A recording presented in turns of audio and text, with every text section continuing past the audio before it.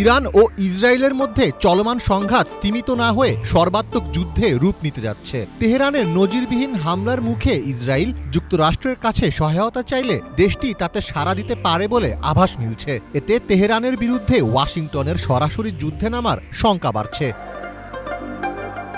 এমন অবস্থায় গত কয়েকদিনে যুক্তরাষ্ট্র মধ্যপ্রাচ্যে সামরিক শক্তি আরও বাড়িয়েছে। যুক্তরাষ্ট্রের নৌবাহিনীর তৃতীয় একটি ডেস্ট্রয়ার প্রবেশ করেছে পূর্ব ভূমধ্য সাগরে। আরেকটি দ্বিতীয় এয়ারক্রাফট ক্যারিয়ার স্ট্রাইক গ্রুপ পাঠানো হচ্ছে আরব সাগরের দিকে। এরই মধ্যে ইরানে যুক্তরাষ্ট্রের হামলার পরিকল্পনায় অনুমোদন দিয়েছেন দেশটির প্রেসিডেন্ট ডোনাল্ড ট্রাম্প, কিন্তু এখনই হামলার চূড়ান্ত নির্দেশ দিচ্ছেন না তিনি। তবে মধ্যপ্রাচ্যের সংঘাতে যুক্তরাষ্ট্রের জড়িয়ে যাওয়ার বিষয়টি ভালোভাবে নিচ্ছেন না দেশটির সাধারণ মানুষ। যুক্তরাষ্ট্রকে এই সংঘাত থেকে দূরে রাখার আহ্বান জানিয়ে হোয়াইট হাউসের সামনে জড়ো হয়ে বিক্ষোভ করেছেন শত শত মার্কিন নাগরিক। এ সময় তাদের হাতে যুদ্ধবিরোধী বিভিন্ন লেখা সম্বলিত ফেস্টুন ও পোস্টার দেখা যায়। ইরান, ইসরায়েল ও ফিলিস্তিনের পতাকা হাতে নিয়েও প্রতিবাদ করেন অনেকে। যুদ্ধবিরোধী বিভিন্ন স্লোগান ও বক্তব্যে উত্তপ্ত হয়ে ওঠে হোয়াইট হাউস এলাকা।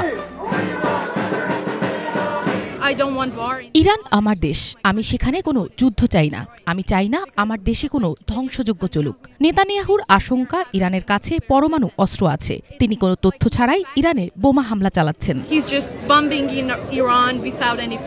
মধ্যপ্রাচ্যের বিভিন্ন যুদ্ধতে যুক্তরাষ্ট্রের জড়িত হওয়ার বিষয়টি মার্কিনীদের কাছে নতুন কোনো ঘটনা নয়। বহু মার্কিন নাগরিকের আত্মীয় স্বজন এসব যুদ্ধে অংশ নিয়েছেন। কেউ কেউ প্রাণ হারিয়েছেন, আবার অনেকেই যুদ্ধ পরবর্তী ট্রমা নিয়ে জীবন কাটাচ্ছেন। ফলে সাধারণ মানুষ মনে করছেন এই যুদ্ধগুলো এখন তাদের জন্য অপ্রয়োজনীয়।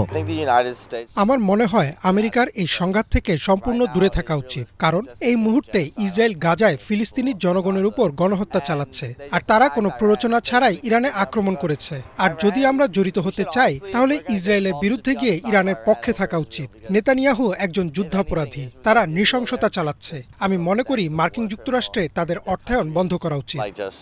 যুক্তরাষ্ট্রের চালানো সাম্প্রতিক কিছু জরিপে দেখা গেছে অধিকাংশ আমেরিকান চান না যুক্তরাষ্ট্র ইসরায়েল, ইরান বা গাজা যুদ্ধের মতো সংঘাতে সরাসরি সামরিক হস্তক্ষেপ করুক। গত 18 জুন সংবাদ মাধ্যম গার্ডিয়ানে প্রকাশিত এক জরিপে দেখা যায় 53% ট্রাম্প সমর্থক এই সংঘাতে যুক্তরাষ্ট্রের সরাসরি হস্তক্ষেপের বিরোধী। এছাড়া 80% আমেরিকান মনে করেন যুদ্ধ নয়, ইরানের সমস্যার সমাধান হওয়া উচিত কূটনীতি ও নিষেধাজ্ঞার মাধ্যমে। মীর ফজলে রাব্বি, বাংলা ভিশন।